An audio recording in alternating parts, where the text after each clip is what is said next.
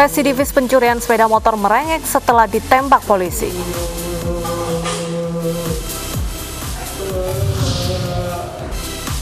Dua belas tersangka penembakan pengusaha kapal di Kelapa Gading jalani rekonstruksi.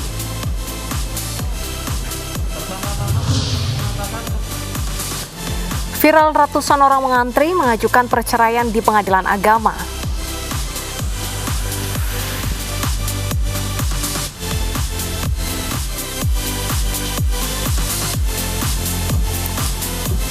Selamat siang pemirsa, iNews yang kembali hadir untuk memperbarui informasi Anda selama 90 menit ke depan. Ya, selain 3 informasi utama tadi pemirsa, kami juga memiliki informasi lainnya. Salah satunya adalah akibat pandemi COVID-19 Wilson dan juga pemirsa ini banyak remaja yang ingin menikah di usia dini. Dan selain itu tapi juga ada informasi yang ternyata selain menikah banyak yang mau bercerai. Mereka mengantri ke pengadilan agama. Betul sekali. Informasinya hadir di iNews Siang bersama saya Bernadetta Ginting. Dan saya Wilson Purba. Inilah iNews Siang selengkapnya.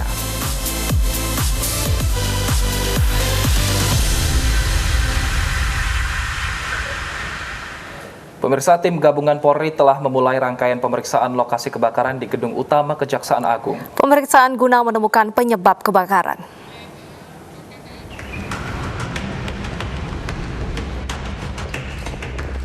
Olah tempat kejadian kebakaran Gedung Utama Kejaksaan Agung telah berjalan. Usai tim Puslap 4 memastikan konstruksi bangunan gedung aman.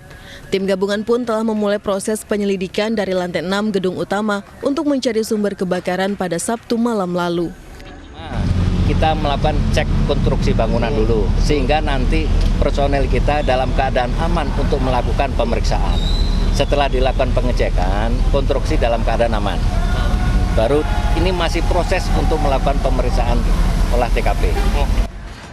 Kamera pengawas dari gedung yang terbakar juga tengah diselidiki. Seorang pakar konstruksi yang diundang dalam olah tempat kejadian perkara menilai umur dan rendahnya sistem peringatan kebakaran gedung bisa menjadi penyebab kebakaran gedung utama mudah merambat dan sulit dipadamkan.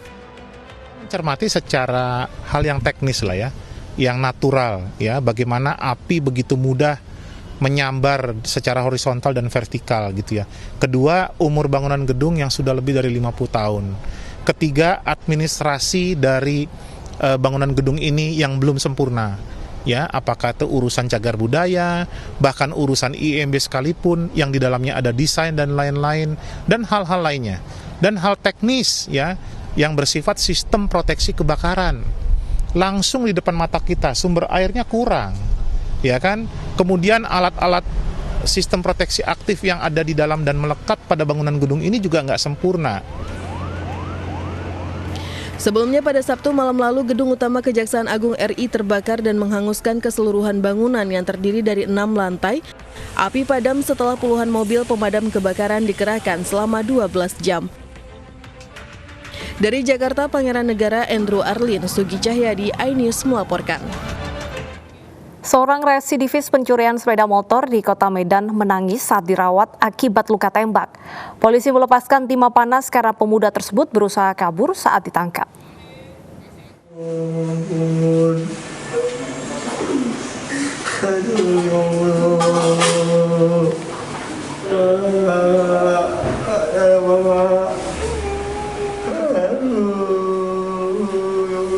Eko Hardiansyah menangis terseduh saat terbaring lemah di Rumah Sakit Bayangkara Medan, Sumatera Utara. Peluru bersarang di kaki pemuda berusia 20 tahun tersebut karena berupaya kabur saat ditangkap polisi. Eko dan 3 rekannya diburu polisi setelah menjadi residivis kasus pencurian sepeda motor di 8 lokasi di Kota Medan.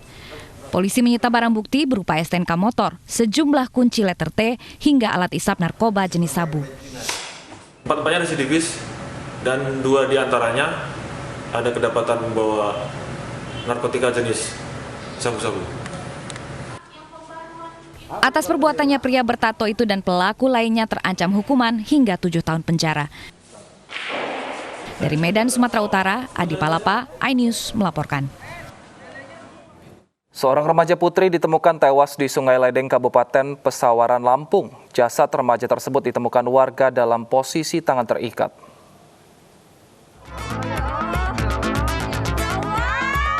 Warga Desa Resjo Agung, Pesawaran, Lampung dikejutkan dengan penemuan jasad seorang remaja di Sungai Ledeng. Saat dievakuasi polisi, jasad remaja dalam posisi tangan terikat tali tambang.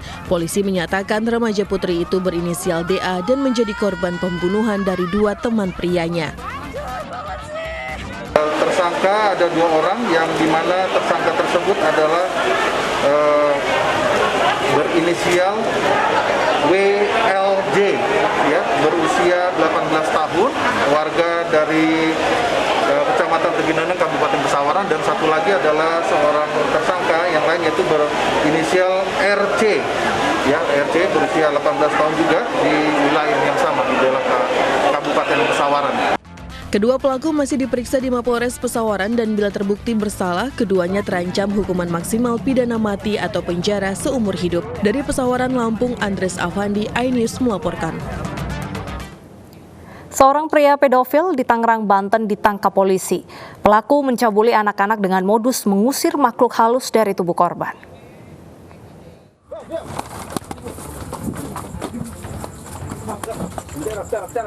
Seorang pria pengidap pedofilia tak berkutik saat ditangkap personil Reskrim Polsek Mauk di Kabupaten Tangerang, Banten.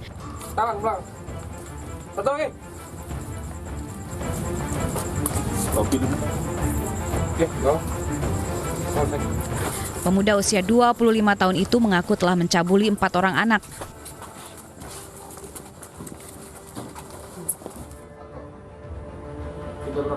Pelaku menjaring korban dari media sosial di internet dengan modus mengusir makhluk halus dari tubuh korban.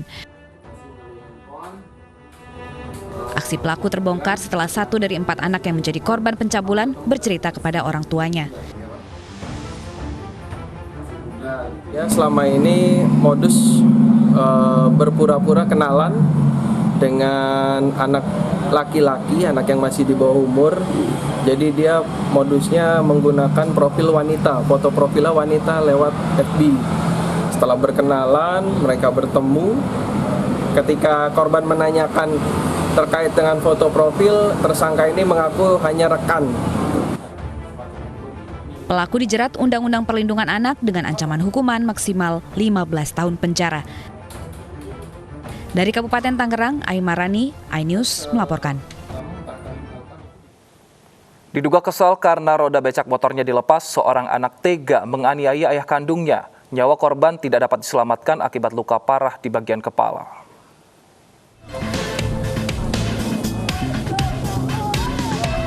Seorang anak di Medan, Sumatera Utara tega menganiaya ayah kandungnya sendiri hingga tewas. Pelaku memukul kepala ayahnya hingga sang ayah mengalami luka parah di bagian kepala. Warga yang mendengar ribut-ribut langsung mendatangi rumah korban dan melihat korban sudah tidak sadarkan diri. Korban langsung dibawa ke klinik kesehatan terdekat untuk pertolongan pertama. Namun sayang, nyawa korban tidak dapat tertolong. Peristiwa ini terjadi karena diduga pelaku kesal dengan korban yang melepas roda beca motornya untuk mengantisipasi pencurian. Pelaku geram dan langsung memukul kepala korban. Dia mau nengok beca itu bannya. Rupanya bannya diam di bapak ini. Bannya kan disimpan bapak ini supaya dia pikir mau di mana-mana. Rupanya dia keberatan abang saya. Bapaknya marah-marah dia. Rupanya datang bapak ini tiba-tiba. Dipukul dia. Berantem orang ting tadi. Saya pisahkan, masih sempat saya pisahkan. Yang jelas dipukul bagian ini Pak, bang. Itu ada berdarah sini. Salah seorang anak korban sempat melerai pemukulan ini sebelum korban tersungkur. Untuk motif kita masih lakukan penyelidikan. Yang jelas ini kita kenakan 351 ayat 3 sesuai dengan undang-undang yang sudah ada. Kemudian ini juga kita lagi lakukan penyidikan dan penyelidikan. Saat ini kepolisian Polsek Medan Helvetia tengah melakukan pengejaran terhadap pelaku yang melarikan diri usai menganiaya korban. Setelah dilakukan otopsi di Rumah Sakit Bayangkara, korban langsung disemayamkan di rumah duka. Dari Medan, Sumatera Utara, Ahmad Ridwan Nasution, iNews melaporkan. Sementara itu pemirsa, di Bakauheni, Lampung, polisi menangkap 10 tersangka penyelundup narkoba jenis ganja yang dibungkus ke dalam buku sekolah. 10 tersangka ditangkap bersama barang bukti 42 kg ganja kering siap edar.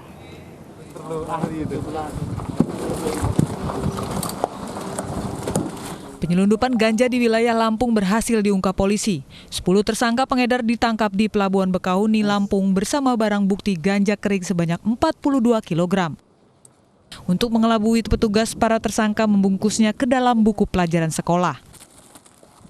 Mungkin momennya ini karena sekolah ataupun ajaran sekolah yang baru, ajaran baru, sehingga dia mencoba untuk mungkin tumpukannya terlihat seperti buku, namun kejelian anggota kita dan juga petunjuk dari Allah, kita bisa mengungkap ini. Begitu dibuka ternyata isinya ganja. Kepada polisi, para tersangka mengaku akan mengedarkan ganja di sejumlah wilayah di Lampung dan sekitarnya. Akibat perbuatannya mengedarkan ganja, para tersangka ini terancam hukuman mati. Dari Lampung Selatan, Heri Fulistiawan, iNews melaporkan. Upaya penyelundupan narkoba jenis pil double L ke lapas di Kabupaten Jombang, Jawa Timur berhasil digagalkan oleh petugas. Modus pelaku menyelundupkan pil double L ke dalam buah kulit salak.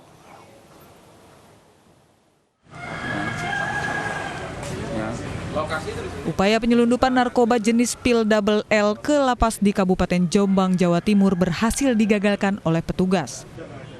Penyelundupan narkoba ini terjadi di lapas kelas 2B Kabupaten Jombang, Jawa Timur. Pelaku menyelundupkan narkoba dengan menggunakan modus baru, yakni dengan mengemas ribuan butir pil double L ke dalam kulit buah salak. Dilihat sepintas, buah salak ini seperti buah salak sungguhan. Namun setelah diperiksa dan dibuka, isinya ternyata bukan buah salak, tetapi ribuan butir pil double L. Saat akan diamankan, pelaku langsung melarikan diri. Namun identitasnya sudah diserahkan oleh petugas lapas kepada pihak polisian. Cek yang menitipkan ternyata sudah tidak ada. Kita bentuk sinergitas kita dengan kepolisian, kita koordinasi langsung, kepolisian dengan bergerak cepat ke lapas, kita hitung kembali, ternyata isinya kurang lebih 1.850. Kasus ini kini sudah diserahkan oleh Lapas Jombang kepada pihak kepolisian. Dari Jombang, Jawa Timur, Muhtar Bagus, iNews melaporkan. Pemirsa, hari ini buruh berunjuk rasa di gedung DPR RI. Mereka menuntut pemerintah dan DPR untuk menghentikan pembahasan RUU Omnibus Law dan menolak adanya PHK buruh di tengah pandemi. Sejumlah baliho berisi poin tuntutan aksi massa mulai dipasang di pintu gerbang DPR RI Jalan Gatot Subroto. Selain itu, sejumlah petugas kepolisian juga mulai bersiaga di lokasi aksi untuk menertibkan arus lalu lintas. Para demonstran menuntut pemerintah dan DPR untuk menghentikan pembahasan RUU Omnibus Law dan fokus untuk menyelesaikan sejumlah persoalan yang merupakan imbas dari pandemi COVID-19. Selain itu, massa aksi juga menolak adanya PHK buruh yang imbas dari pandemi COVID-19 dan resesi ekonomi. Selain digelar di DPR RI, demo juga akan digelar di kantor Menko Perekonomian dan digelar serentak di 20 daerah di Indonesia dengan mengusung isu yang sama. Aksi digelar untuk menuntut pemerintah menghentikan pembahasan RUU Cipta Kerja atau Omnibus Law yang di dalamnya mengandung sejumlah pasal yang dinilai merugikan kaum buruh.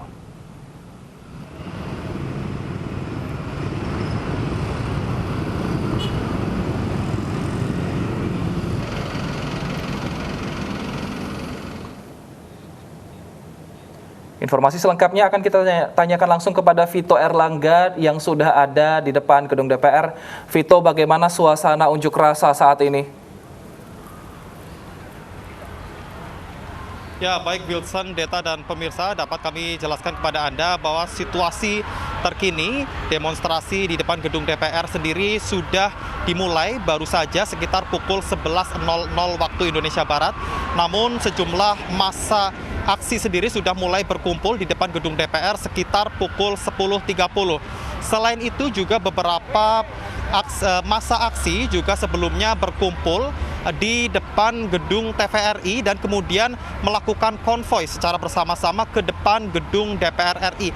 Dan Wilson, Deta, dan pemirsa, seperti yang Anda lihat di layar kaca Anda bahwa saat ini sendiri sejumlah massa aksi sendiri masih terus berdatangan menuju ke Jalan Gatot Subroto atau di depan gedung DPR RI. Untuk akibat adanya banyaknya massa yang melakukan aksi demonstrasi, petugas kepolisian sendiri terpaksa harus menutup Jalan Gatot Subroto dan para pengendara kendaraan terpaksa hanya bisa melewati jalur busway di tempat ini. Untuk tuntutan dari aksi massa para buruh yang digelar pada hari ini sendiri terdiri dari 2 poin utama, yaitu yang pertama adalah para buruh menuntut pemerintah maupun DPR untuk menghentikan pembahasan RUU Omnibus Law atau Cipta Lapangan Kerja yang dinilai merugikan hak-hak kaum buruh. Selain itu juga aksi demonstrasi kali ini juga menuntut pemerintah untuk untuk menolak adanya PHK di tengah pandemi. Dan dapat kami jelaskan kepada Anda sejumlah poin yang dinilai merugikan dalam RUU Cipta Lapangan Kerja sendiri, seperti adanya wacana untuk penghapusan upah minimum baik itu UMK maupun UMSK, kemudian adanya upaya mengurangi nilai pesangon, mengurangi uang penghargaan masa kerja, serta adanya diperbolehkannya adanya buruh outsourcing atau pekerja kontrak seumur hidup. Para demonstran sendiri mengatakan bahwa pihaknya akan melakukan aksi demo yang lebih besar lagi jika tuntutan-tuntutan ini tidak didengarkan oleh pemerintah maupun DPR. Kembali kepada Anda, Wilson dan Deta. Baik, terima kasih Vito atas laporan Anda. Selamat bertugas kembali dan jaga jarak, jangan lupa. Pemirsa, Gubernur Jawa Barat Ridwan Kamil hari ini akan menjalani uji klinis vaksin COVID-19. Informasinya akan hadir usai jeda, tetap bersama kami di iNews Siang.